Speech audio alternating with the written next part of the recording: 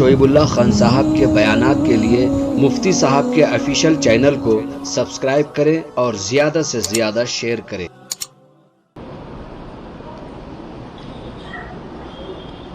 نحمده ونصلي على رسوله الكريم اما بعد فاعوذ بالله من الشيطان الرجيم بسم الله الرحمن الرحيم يا ايها الناس قد جاءتكم موعظة من ربكم وشفاء لما في الصدور وهدى ورحمة للمؤمنين صدق الله مولانا العظيم۔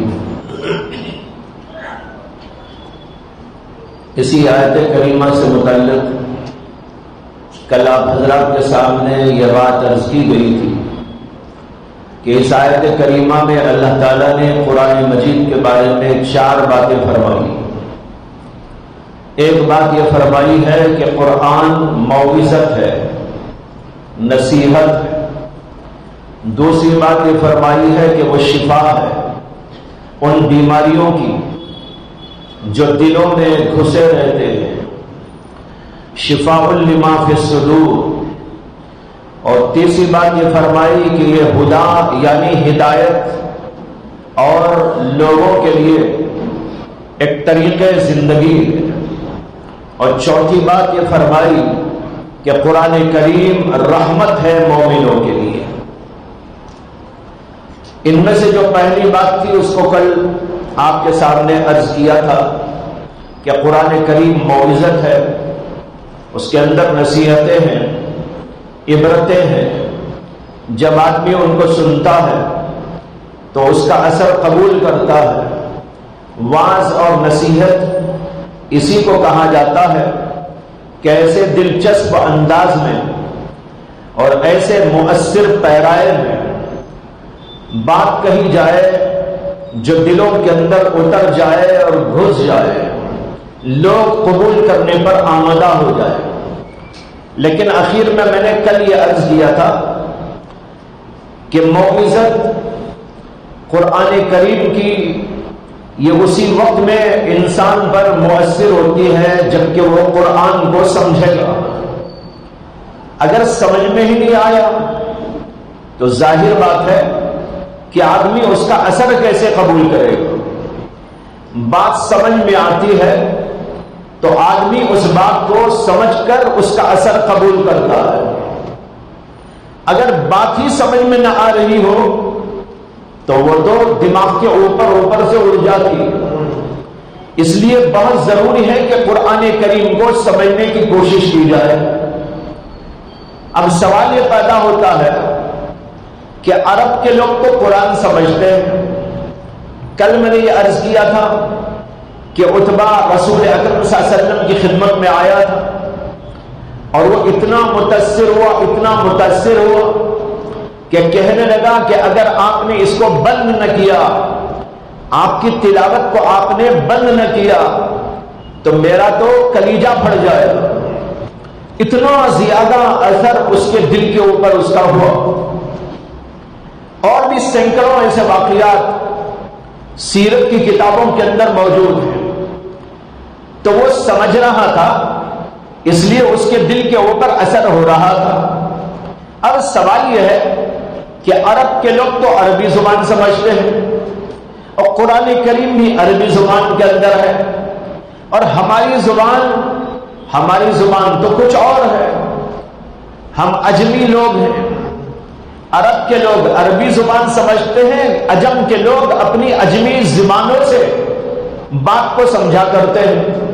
اردو والے اردو میں سمجھیں گے، کنڑ والے کنڑ میں سمجھیں گے، تمل والے تمل میں سمجھیں گے، انگلش داں انگلش کے اندر سمجھا کریں گے، فرانسیسی لوگ فرانسیسی میں سمجھا کریں گے۔ تو اب سوال یہ ہے کہ قرآن کریم تو عربی زبان کے اندر ہے، تو دوسری زبان والے لوگ قرآن کو کیسے سمجھیں؟ یہ مسئلہ تو ایسا کوئی دقیق مسئلہ نہیں ہے۔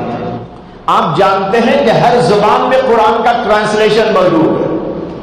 دنیا کی جتنی معتبر زبانیں، دنیا کی جتنی بڑی بڑی زبانیں، ان تمام زبانوں میں قرآن کا ترجمہ موجود ہے۔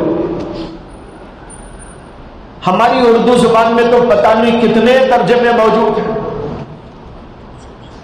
کئی علماء نے، بڑے بھاری بھاری علماء نے قرآن کریم کا ترجمہ لکھا اردو زبان.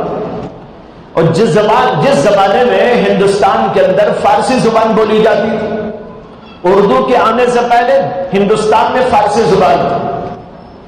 ہمارے آبا و اجداد وہ سب فارسی بولتے تھے. اب اگرچہ کہ آپ کو یہ سمجھ میں نہ آئے، لیکن ایک واقعہ ہے، ایک حقیقت ہے کہ ہندوستان کے اندر مغلوں کے دور میں فارسی زبان چلا کرتی تھی. یہ سارے کے سارے فارسی بولنے والے اور یہاں کی پوری رعایا، تمام کے تمام لوگ، وہ سب کے سب یہی فارسی زبان بولا کرتے تھے. فارسی زبان میں لکھنا، فارسی زبان میں پڑھنا، فارسی زبان میں بولنا. اور اس زمانے میں جو کتابیں لکھی گئی فارسی زبان میں، بہت کتابیں لکھی گئی ہندوستان کی سرزمین میں. اسی طرح بادشاہوں کے جو خطوط اور بادشاہوں کے جو فرمان جاری ہوا کرتے تھے، وہ سب کے سب فارسی زبان. یہاں ابھی قریب میں ہمارے علاقے میں ٹیپو سلطان گزرے. ٹیپو سلطان کی زبان وہ بھی یہی زبان تھی، فارسی زبان. ان کے جو خطوط ہیں اور ان کے جو فرمان ہیں وہ سب کے سب فارسی زبان میں. اور ان کے ہاں آپ جائیں گے، ان کی جو مزار ہے وہاں بھی آپ دیکھیں گے کتبے لگے ہوئے، کوئی اردو میں آپ کو نہیں ملے گا. وہاں سب فارسی میں، اس لیے کہ اس زمانے میں فارسی ہی بولتے تھے، فارسی ہی لکھتے تھے، فارسی ہی پڑھتے تھے. اور جس زمانے میں یہاں پر یہ فارسی زبان چلا کرتی تھی، اس زبان کو یہاں قرآن کریم کے ترجمے کے لیے بھی استعمال کیا گیا. اور ہندوستان کے اندر حضرت شاہ ولی اللہ محدث دہلوی رحمت اللہ علیہ، جو بہت پائے کے عالم تھے اور محدث تھے، مفسر تھے، اصولی تھے، اور اس کے ساتھ بڑے صوفی اور بزرگ تھے، اور سینکڑوں کتابیں انہوں نے لکھی. وہیں پر ان کی ایک کتاب یہ بھی ہے کہ قرآن کریم کا ترجمہ فارسی زبان میں انہوں نے کیا. وہ آج بھی ملتا، میرے پاس بھی موجود ہے. فارسی زبان میں انہوں نے قرآن مجید کا مکمل ترجمہ کیا. اس سے پہلے بھی بعض لوگوں نے کیا ہے، باہر کے لوگوں. کہا جاتا ہے کہ شیخ سعدی نے بھی قرآن کریم کا ترجمہ کیا تھا فارسی زبان میں. ان کی زبان بھی فارسی تھی. وہ اگرچہ یہاں کے نہیں تھے، وہ ایران کے تھے. ایران کے اندر بھی فارسی زبان، لہذا وہاں کے لیے انہوں نے لکھی. اور ہندوستان کے اندر جب یہاں فارسی کا رواج تھا، فارسی ہی بولتے اور لکھتے اور پڑھتے تھے، تو اس زمانے میں قرآن کریم کا ترجمہ حضرت شاہ ولی اللہ محدث دہلوی رحمت اللہ علیہ نے کیا فارسی زبان کے اندر. وہ ترجمہ اب بھی موجود ہے، علماء اس کو پڑھتے. اور پھر جب یہاں اردو کا رواج ہوا، اس کے فوری بعد شاہ صاحب کے زمانے میں بھی اردو آ گئی تھی، لیکن رواج زیادہ نہیں تھا، لیکن چل رہی تھی، بولتے تھے، کچھ لکھنے پڑھنے والے بھی ہو گئے تھے. اب اس کے فوری بعد زمانہ آیا تو زمانہ یہاں بدل گیا، اور اس کے اندر اردو کا رواج اچھا خاصا ہو گیا. اور حضرت شاہ ولی اللہ محدث دہلوی رحمت اللہ علیہ کے صاحبزادے حضرت شاہ عبد القادر دہلوی رحمت اللہ علیہ، انہوں نے سب سے پہلے اردو زبان کے اندر قرآن کا ترجمہ لکھا. باپ نے فارسی میں ترجمہ کیا اور انہی کے بیٹے نے اردو کے اندر قرآن کا ترجمہ کیا، اور اس ترجمے کا نام انہوں نے رکھا موضح القرآن. یہ شاہ عبد القادر دہلوی رحمت اللہ علیہ، یہ بھی بہت بڑے عالم تھے اور شاہ ولی اللہ محدث دہلوی کے صاحبزادے.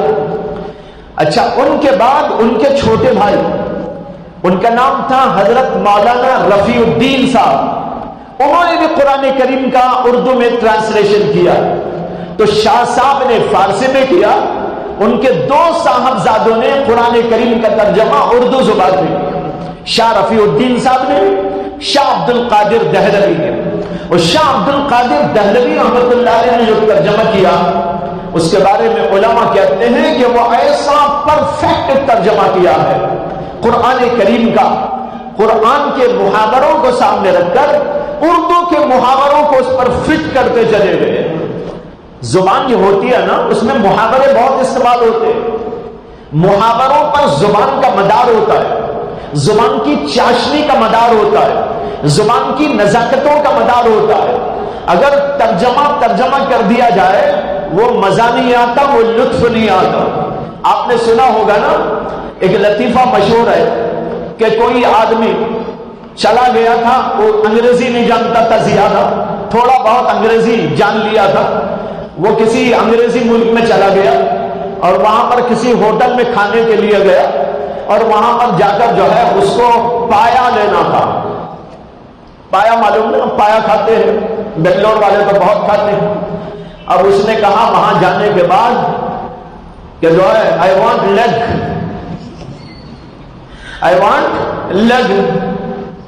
اس نے کہا لگ کیا لگ دے، لگ تو معلوم ہے لیکن وہ محاورے میں استعمال نہیں ہوتا. انگریزی کا محاورہ الگ، اردو کا محاورہ الگ. جب بولا جائے تو زبان جب بولی جائے گی تو محاورے کا لحاظ رکھا جائے گا. محاوروں پر ایک لطیفہ سمجھیے. کہتے ہیں کہ جب یہاں انگریزوں کا دور تھا تو ایک انگریز کے کوٹھے پر ایک مسلمان ملازم تھا، کچھ خدمت تھی اس کی ڈیوٹی. وہ انگریز جو تھا وہ بار بار کہا کرتا تھا اس مسلمان کے سامنے کہ ہم اردو بہت اچھا بولتا ہے، ہم اردو بہت اچھا بولتا ہے. وہ ہمیشہ اس کے سامنے کہتا رہتا تھا. اس مسلمان کو ایک بار چڑ پیدا ہو گئی، یہ جانتا تو ہے نہیں، خامخواہ دعوے کرتا ہے. جاننے والا دعویٰ کرے تو مناسب ہے، جاننے والا نہ ہو اور پھر بھی دعویٰ کرے. تو اس نے کہا یہ آدمی بار بار کہتا ہے. ایک دن اس کو بھی کچھ ذرا جوش آ گیا مسلمان. وہ کہنے لگا کہ حضور آپ کہتے ہیں کہ آپ کو اردو بہت اچھا آتا ہے، بہت اچھا آتا ہے، بولنے میں بھی خود معلوم ہو رہا کتنا اچھا آتا ہے. اسے کہ اردو اچھی بولا جاتا، اچھا نہیں بولا جاتا. زبان جو ہوتی ہے نا وہ مؤنث استعمال ہوتی ہے، مذکر استعمال نہیں ہوا کرتی. یہ جو ہے مذکر کو استعمال کر رہا تھا، ہم اردو اچھا بولتا ہے. تو بہرحال اس کو بھی غصہ آ گیا. تو اس نے کہا کہ جناب آپ بار بار کہتے ہیں کہ آپ کو اردو بہت اچھا آتا ہے، بہت اچھا آتا ہے، ذرا مجھ کو بتائیے کہ بغلیں جھانکنے کا مطلب کیا ہے؟ بغلیں جھانکنا اس کا مطلب کیا ہے؟ اب اس جو ہے بغلیں جھانکنا ایک محاورہ ہے. یہ اس وقت میں استعمال ہوتا ہے جب آدمی حیران ہو جاتا ہے، پریشان ہو جاتا ہے، کوئی بات ایسی سمجھ میں نہیں آ رہی ہوتی ہے تو حیرانی پریشانی کے عالم کو بیان کرنے کے لیے اردو کے اندر یہ محاورہ ہے بغلیں جھانکنا. جیسے کوئی آدمی حیران پریشان کھڑا ہوا کہے پتہ نہیں بھائی کیا بغلیں جھانک رہا ہے، یعنی حیران ہے، پریشان ہے. پریشانی کے لیے محاورے میں اردو میں محاورہ. تو اس مسلمان نے اس سے کہا کہ آپ بار بار کہتے ہیں اردو اچھا جانتے ہیں، اچھا بتائیے کہ بغلیں جھانکنے کا مطلب کیا؟ اس کو سمجھ میں نہیں آیا. اس نے کہا میں کل بتاؤں گا. اس کے بعد جا کر ڈکشنری خرید کر لایا، اردو کی ڈکشنری، اردو انٹو انگلش جو ڈکشنری تھی وہ خرید کے لے آیا. لا کر اس میں تلاش کرنے لگا. بغل تلاش کیا پہلے، بغل میں دیکھا تو لکھا ہوا تھا بغل ایک عضو ہوتا ہے جسم کے اندر، یہاں وہ جو ہے اس کا اس میں جو ہے وہ تفصیل بیان کی گئی. جھانکنے میں پھر دیکھا بغل کا لفظ تو باقی فہرست میں ہے. اس سے کہ ڈکشنری میں ایسا ہی ہوتا ہے نا، الفابیٹ طریقے پر لکھا ہوا ہوتا ہے. الف کے الفاظ الف کی فہرست میں آئیں گے، با کے جتنے الفاظ وہ با کی فہرست میں آئیں گے، تا کے الفاظ تا کی فہرست میں آئیں گے. تو پہلے اس نے بغل کا دیکھا تو با کی فہرست میں مل گیا. اس کے بعد پھر اسے دیکھنا تھا جھانکنا، وہ جیم میں ملے گا. لہذا اب جیم کا خانہ کھولا، وہاں تلاش کیا تو وہاں جھانکنا مل گیا. اس میں لکھا ہوا تھا جھانکنے کے معنی دیکھنا، غور سے دیکھنا. اب دونوں کو ملایا، بغلیں جھانکنا، اس کا مطلب ہے بغل کو جھانکنا، بغل کو جھانکنا. اب وہ دوسرے دن تیار ہو کے بیٹھا اور پھر اس کے بعد وہ مسلمان آیا تو کہنے لگا بھائی تم نے کہا تھا نا بغلیں جھانکنا، یہ دیکھو یہ بغل ہوتا ہے، جھانکنے کا مطلب ایسا دیکھنا، یہ ہوتا ہے اس کا مطلب۔ اور اس نے کہا جی حضور یہ اس کا مطلب نہیں ہوتا، اس کا مطلب تو یہ ہے جو اب آپ کے اوپر کیفیت طاری ہے، آپ کا حال ہے آپ بغلیں جھانک رہے ہیں، یعنی مطلب حیران ہے، پریشان ہے، مطلب سمجھ میں نہیں آیا، اسی کو بغلیں جھانکنا کہا جاتا ہے۔ تو بھائیو ایک محاورہ ہوتا ہے، محاورہ بڑی اہم ترین چیز ہوتا ہے، اس کے اوپر زبان کا مدار ہوتا ہے، زبان کی چاشنی کا مدار ہوتا ہے، اور اس کی حقیقت اسی وقت میں سمجھ میں آتی ہے، ورنہ تو وہی بغلیں جھانکنے کا جو حال ابھی آپ نے دیکھا سنا وہ حال ہو جاتا ہے۔ تو میں یہ عرض کر رہا تھا کہ حضرت شاہ عبد القادر دہلوی رحمۃ اللہ علیہ نے قرآن کریم کا ترجمہ کیا، وہ ترجمہ علماء کہتے ہیں کہ اتنا فٹ اور ایسا بہترین ترجمہ ہے کہ بعد کے آنے والے تمام مفسرین نے، بعد کے آنے والے تمام مترجمین نے انہی کو فالو کیا ہے، اتنا بہترین ترجمہ کیا۔ بلکہ میں نے ایک دفعہ حضرت مولانا مفکر اسلام ابو الحسن علی ندوی رحمت اللہ علیہ کو سنا، وہ بیان میں فرما رہے تھے کہ حضرت شاہ صاحب کا جو ترجمہ ہے اس کے بارے میں ان کے زمانے کے علماء کا اتفاق ہے کہ وہ ترجمہ الہامی ترجمہ ہے، اور فرمایا کہ اگر قرآن کریم اردو میں نازل ہوتا، اگر بالفرض قرآن کریم اردو میں نازل ہوتا تو یوں سمجھو کہ شاہ صاحب کی زبان میں نازل ہوتا، اتنا پرفیکٹ ترجمہ ہو گیا۔ میں عرض یہ کر رہا ہوں کہ قرآن کریم کے ترجمے کیے گئے، فارسی کے زمانے میں فارسی ترجمہ کیا گیا، جب اردو کا دور آیا تو اردو کا دور آتے ہی قرآن کا ترجمہ شروع ہو گیا۔ شاہ عبد القادر کا دور اردو کا ابتدائی دور اسی زمانے کے اندر انہوں نے کر دیا، پھر ان کے چھوٹے بھائی رفیع الدین صاحب نے کر دیا، اور پھر تھوڑے دن چلے تو اس کے بعد کئی ترجمے کرنے والے دنیا میں تشریف لے آئے۔ حضرت شیخ الہند محمود حسن دیوبندی رحمت اللہ علیہ، انہوں نے یہ ترجمہ قرآن کریم کا کہاں کیا وہ بھی سنتے چلیے۔ انہوں نے قرآن کریم کا جو ترجمہ کیا اب بھی ملتا ہے، آپ کے یہاں مسجد میں بھی رکھا ہوا ملے گا، یہ ترجمہ شیخ الہند رحمت اللہ علیہ کا انہوں نے مالٹا کی جیل میں رہتے ہوئے کیا۔ یہ آپ کو معلوم ہوگا کہ انگریزوں نے شیخ الہند مولانا محمود حسن دیوبندی، شیخ الاسلام حضرت مولانا حسین احمد مدنی اور ان کے اور رفقائے کرام کو مالٹا کی جیل میں ڈال دیا تھا۔ کیوں ڈال دیا تھا؟ اس بات کی پاداش میں کہ ان حضرات نے ہندوستان کو آزاد کرانے کی تحریک چلائی، جس تحریک کا نام ہے تاریخ کے اندر ریشمی رومال تحریک۔ ریشمی رومال تحریک کے چلانے والا یہ شیخ الہند مولانا محمود حسن دیوبندی ہے۔ یہ وہ ہیں کہ جو شیخ الاسلام حسین احمد مدنی کے استاد بھی ہیں، شیخ بھی ہیں، اور دارالعلوم دیوبند کی مسند حدیث کے پر بیٹھ کر درس حدیث دینے والے ہیں۔ انہوں نے ہندوستان کو آزاد کرانے کی تحریک چلائی، اور ایسی زبردست تحریک چلائی کہ اس کی شاخیں ہندوستان کے باہر کئی ملکوں کے اندر پھیلی ہوئی تھی۔ ایسی عجیب تحریک انہوں نے چلائی۔ ان سب تحریکات کے بعد آخر میں ہندوستان آزاد ہوا ہے، یوں ہی آزاد نہیں ہو گیا۔ تو بتایا رہا ہوں کہ اس تحریک کے چلانے کی پاداش میں انگریزوں نے ان کو گرفتار کیا تھا اور مالٹا کی جیل میں ڈال دیا تھا۔ مالٹا کی جیل میں رہتے ہوئے حضرت شیخ الہند سوچتے رہے کیا کام کروں۔ کام کا آدمی کام کا سوچتا ہے، بیکار آدمی سوتا ہے، بیکار آدمی وقت گزارتا ہے، بیکار آدمی فضولیات میں اپنے آپ کو لگاتا ہے۔ جو کام کا آدمی ہوتا ہے وہ ہر وقت سوچتا ہے کچھ نہ کچھ کام کرتا چلا جاؤ۔ دنیا میں ایسی کئی ہستیاں گزری ہیں جنہوں نے جیل خانوں کے اندر بیٹھ کر وہ عظیم خدمات اور عظیم کارنامے انجام دیے ہیں کہ باہر بیٹھے ہوئے لوگ بھی ایسے کام نہیں کر سکے۔ ان میں شیخ الہند کا نام لے رہا ہوں کہ انہوں نے مالٹا کی جیل میں بیٹھ کر سوچا کیا کام کروں۔ انہوں نے سوچا قرآن پاک کا اردو میں ترجمہ کروں۔ چنانچہ قرآن کریم کا ترجمہ حضرت شیخ الہند نے وہاں پر مالٹا کی جیل میں رہتے رہتے کیا تھا۔ اس کے علاوہ کئی ایسے نام میرے ذہن پہ آ گئے جنہوں نے جیلوں میں بیٹھ کر علمی خدمات انجام دی. ان میں سے ایک نام ذہن میں آ رہا ہے حضرت علامہ امام سرخسی رحمت اللہ علیہ. آپ نے نام سنا ہوگا علامہ سرخسی کا. یہ جلیل القدر فقیہ گزرے اور امام محمد رحمت اللہ علیہ کے شاگردوں میں ان کا نام آتا ہے. بہت اونچے درجے کے فقیہ تھے. ان کی کتاب مبسوط کے نام سے ملتی ہے جو بہت بڑی کتاب ہے. اس مبسوط کتاب کے بارے میں تاریخ کے اندر لکھا ہے یہ کتاب انہوں نے جیل کے اندر لکھی. اور ان کی جیل کیسی تھی وہ بھی سن لیجئے.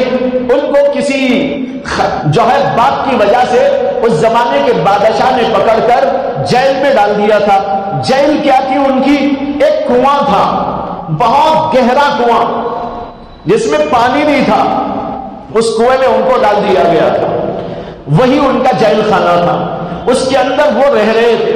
ان کے شاگرد حضرات اس کنویں کی میل پر آ کر بیٹھ جاتے اور حضرت نیچے سے املا کرایا کرتے تھے. وہاں سے املا ہو رہا ہے, شاگرد بیٹھ کر یہاں اوپر لکھ رہے ہیں. لکھتے لکھتے لکھتے کئی سالوں میں جا کر وہ کتاب تیار ہو گئی جس کو آج ساری دنیا کے اندر ایک بہترین کتاب فقہیات کی سمجھا جاتا ہے. فقہ حنفی کی معتبر ترین کتاب ہے جس کا نام ہے جو ہے مبسوط سرخسی. دیکھو بھائیو, یہ حضرات کیسے عجیب و غریب تھے. جیل خانوں میں رہ کر, مصیبتوں میں رہ کر, پریشانیوں میں رہ کر وہاں بھی ایسے علمی خدمات انجام دے رہے تھے. ایک نام اور ذہن میں آیا, علامہ شیخ الاسلام ابن تیمیہ رحمت اللہ علیہ. ابن تیمیہ رحمت اللہ علیہ کے بارے میں بھی آیا ہے کہ ان کو بھی جیل خانے میں ڈالا گیا تھا کسی سلسلے میں. تو انہوں نے وہاں پر بڑا کارنامہ انجام دیا. وہاں پر انہوں نے کتابوں کی کتابیں لکھی, رسائل کے رسائل لکھے, فتاوا کا عظیم ذخیرہ وہاں پر لکھا. اور وہی فتاوا کا ذخیرہ ان کی کتابوں کے اندر ایک بہت مائع ناز کام سمجھا جاتا ہے. اور فتاوا مجموع الفتاوا لابن تیمیہ کے نام سے وہ موجود ہے, ہمارے پاس بھی موجود ہے. 35 جلدوں کے اندر ان کے فتوے. کتنے بھائیوں؟ 35 والیومز. اور اس کی جو فہرست بنائی بعد میں تاکہ تلاش کرنا آسان ہو جائے تو فہرست ہی 2 جلدوں میں موجود ہے. وہ 2 جلدوں کو مزید آپ کر لیں تو کل 37 جلدیں ہو جاتی ہیں. ایسے کارنامے ان حضرات نے جیل خانوں کے اندر رہتے ہوئے انجام دیے ہیں. میں عرض یہ کر رہا تھا حضرت شیخ الہند کا ترجمہ آیا. شیخ الہند رحمت اللہ علیہ کا زمانہ تھا. اس کا تھوڑا آگے بڑا زمانہ, زبان کے اندر تھوڑی سی تبدیلی پیدا ہو گئی. اردو زبان بھی پہلے کسی انداز کی تھی, اس کے بعد ذرا سی اس میں تبدیلی آئی, پھر اور تبدیلی آئی. تبدیلیاں آتی رہتی ہیں. ابتدائی جو دور کی ہے وہ ہمارے علاقے میں رہ گئی. یہ ہمارے علاقے میں جو دکنی زبان کے نام سے مشہور ہے نا, بنگلور والے بولتے ہیں اور آس پاس کے بولتے ہیں, یہ اردو کی جو ہے بچپنی حالت ہے. یہ اردو کی بچپنی حالت, یوں سمجھ لیجئے کہ شیر خارگی کا عالم ہے. اردو ابھی ابھی جاری ہوئی تھی, یہاں پر رائج ہوئی. یہ جو ہم لوگ عام طور پر یہاں بولتے ہیں وہ زبان اردو کی ابتدائی شکل ہے. پھر یہاں سے وہ دہلی چلی گئی, لکھنؤ چلی گئی, وہاں جا کر اس کو اور پروان چڑھنے کا موقع ملا تو اس کے اندر تبدیلیاں آتی چلی گئی. تبدیلیاں آتے آتے پھر وہ بہت بھاری بھرکم ایک زبان ہو گئی جو آج کل لکھنے اور پڑھنے میں زیادہ تر استعمال ہوتی ہے. یہ لکھنے اور پڑھنے کی زبان میں, اور ہم یہاں جو بولتے ہیں اس کے اندر زمین و آسمان کا فرق معلوم ہوتا ہے, بلکہ بعض الفاظ کہیں ملتے ہی نہیں ہے کہ بھئی یہ کیا الفاظ ہے. وجہ یہ ہے کہ وہ ابتدائی دور کی زبان ہے. یہاں پر ابتدائی دور ہی کی زبان کو رکھ لیا گیا کہ بھئی اسی سے کام چلا لیں گے, اور بات کے ادھر کے ادھر کے لوگوں نے اسی زبان کو پروان چڑھایا تو بہت آگے بڑھ گئی. تو بہرحال شیخ الہند کا زمانہ تھا, انہوں نے ترجمہ کیا. ان کے زمانے کے تھوڑے بعد زبان میں تبدیلی آ گئی. جیسے کہ ابھی میں نے کہا تبدیلی آتی ہے, جب تبدیلی آئی، محاورات میں تبدیلی آ جاتی ہے، لب و لہجے میں تبدیلی آ جاتی ہے، کچھ الفاظ میں تبدیلی آ جاتی ہے۔ تو اس طرح جب تبدیلی آ گئی تو حضرت مولانا حکیم الامت مولانا اشرف علی تھانوی رحمت اللہ علیہ نے ترجمہ قرآن پھر ان کے زمانے میں لکھا۔ حضرت تھانوی کا ترجمہ قرآن ہر جگہ ملتا ہے، یہ آپ بھی بہت سارے جو ہے قرآن کے ترجمے ہیں اس میں آپ دیکھیں گے بیشتر ترجمے وہ ہیں جو حکیم الامت تھانوی رحمت اللہ علیہ کے۔ حضرت تھانوی نے مقدمے میں لکھا ہے کہ میرے سے پہلے میرے استاد محترم حضرت مولانا شیخ الہند محمود حسن دیوبندی نے قرآن کا ترجمہ لکھا ہے، لیکن ان کے زمانے کے بعد زبان کی تبدیلیوں کی وجہ سے، محاورات میں تبدیلیوں کی وجہ سے مجھے ضرورت محسوس ہوتی ہے کہ اب کی زبان میں ترجمہ کروں، اس لیے میں اپنے زمانے میں اب کی زبان میں ترجمہ کر رہا ہوں۔ اب ان کا زمانہ گیا تو پھر اور تبدیلی آ گئی، تو پھر اس کے بعد اور بزرگوں نے ترجمے کیے۔ حضرت مولانا مفتی شفیع صاحب نے حضرت تھانوی کے ترجمے کو سامنے رکھ کر اس کی تشریح کرتے ہوئے ایک مستقل تفسیر لکھ دی جس کا نام ہے معارف القرآن، جو 8 جلدوں کے اندر موجود ہے۔ بھائیو، اس کے بعد بھی ایسے ہی زمانہ چلتا رہا تو مختلف بزرگوں کو، مختلف علماء کو ضرورت محسوس ہوئی اردو کے ترجمے اپنے اپنے زبان، اپنے اپنے حالات کے اعتبار سے، اپنے زمانے کے محاوروں کے اعتبار سے لکھتے جائے، اور آج تک بھی یہ سلسلہ جاری ہے۔ ابھی قریب زمانے میں حضرت مولانا خالد سیف اللہ صاحب رحمانی دامت برکاتہ، انہوں نے قرآن پاک کا بہترین ترجمہ کیا، آسان ترجمہ و تفسیر کے لحاظ سے۔ اس کے اوپر میں نے بھی تقریر لکھی ہے حضرت کے حکم پر، وہ ملتا ہے۔ وہ موجودہ حالات کو سامنے رکھ کر، موجودہ زبان کو سامنے رکھ کر، موجودہ ذہنوں کو سامنے رکھ کر، یہ جو آج کل حالات بدل رہے ہیں اور دماغ بدل رہے ہیں، قرآن پر اعتراضات پیدا کیے جا رہے ہیں، حدیث پر اعتراض پیدا کیا جا رہا ہے، ان سب چیزوں کو سامنے رکھ کر حضرت مولانا نے ترجمہ کیا اور تفسیر لکھی، بڑی بہترین تفسیر انہوں نے لکھی۔ اور لوگوں نے بھی اس زمانے کے اندر بہت سے ترجمے کیے۔ بتائے رہا ہوں قرآن عربی میں ہے، لیکن قرآن کے ترجمے موجود ہیں جس کو ہم پڑھ سکتے ہیں، لیکن کیا وجہ ہے کہ ترجمہ پڑھتے نہیں؟ تفاسیر موجود ہیں، لوگ تفاسیر نہیں پڑھتے۔ اور سب سے زیادہ بہترین طریقہ یہ ہے کہ عالموں کی خدمت میں پہنچ کر ان سے قرآن کو سمجھنے کی کوشش کی جائے، اس لیے کہ بسا اوقات صرف ترجمہ پڑھنے سے بات پوری طرح سمجھ میں نہیں آتی، تشریح کی ضرورت ہوتی ہے۔ تو آپ تشریح کے لیے کسی عالم کے پاس چلے جائیں اور اس سے معلوم کریں، تب زیادہ بہتر ہوتا ہے۔ ورنہ صرف ترجمہ پڑھ لینے سے بسا اوقات آدمی کو پوری بات سمجھ میں نہیں آتی اور کسی غلط فہمی کا شکار بھی ہو جاتا ہے۔ جیسے کہ قرآن کریم کے اندر ایک جگہ پر آیت آئی، یا ایھا الذین آمنوا لا تقولوا رائنا وقولوا انظرنا، اے ایمان والو تم رائنا مت کہو، انظرنا کہا کرو۔ اب جب آدمی سے پڑھے گا تو کیا سمجھ رہا ہے؟ اللہ کہتے اے ایمان والو رائنا مت کہو، انظرنا بولو۔ اب سوچے گا کب بولنا ہے، کب نہیں بولنا ہے، کس کو بولنا ہے، کیا مقصد سے بولنا ہے۔ ظاہر بات ہے اس کا پس منظر جب تک سامنے نہیں آئے گا اس وقت تک آدمی اس کا مطلب سمجھ نہیں سکتا، اور اگر پھر بھی زور دے کر خود ہی کچھ سمجھنے کی کوشش کرے گا ہو سکتا ہے کہ بڑی غلط فہمی کا شکار بھی ہو جائے۔ جیسے ایک صاحب کو بڑی غلط فہمی ایسی ہی ہو گئی تھی، ایک بار وہ صاحب بیٹھ کر قرآن پڑھ رہے تھے، پڑھتے پڑھتے اس آیت پر آئے، یا ایھا الذین آمنوا لا تقولوا رائنا وقولوا انظرنا، اے ایمان والو رائنا مت کہو، انظرنا کہو۔ تو جب یہاں پر پہنچے تو اس آیت کے اندر سے لفظ رائنا ہی کو اڑا دیا ہوگا، اور اڑا کے یوں پڑھنے لگے، یا ایھا الذین آمنوا لا تقولوا وقولوا انظرنا، یعنی رائنا کا لفظ ہی چھوڑ دیا۔ کوئی حافظ صاحب بیٹھے ہوئے تھے، انہوں نے لقمہ دیا، انہوں نے کہا بھائی ایک لفظ آپ نے چھوڑ دیا۔ ذرا دیکھ کے پڑھیے گا، قرآن میں ایک لفظ اور ہے، آپ نے اس کو چھوڑ دیا، رائنا ایک لفظ ہے، آپ نے چھوڑ دیا، اس کو دیکھ کے پڑھیے۔ تو وہ صاحب ان کو کہنے لگے ارے بھائی آپ نے صرف یاد کر لیا ہے، قرآن کا مطلب آپ نہیں سمجھے۔ انہوں نے کہا کیا مطلب؟ انہوں نے کہا دیکھو قرآن خود کہہ رہا ہے اے ایمان والو رائنا مت کہو، جب قرآن خود بول رہا ہے کہ مت بولو تو میں کیوں بولوں؟ کہنے لگے اس لیے میں نے نکال دیا۔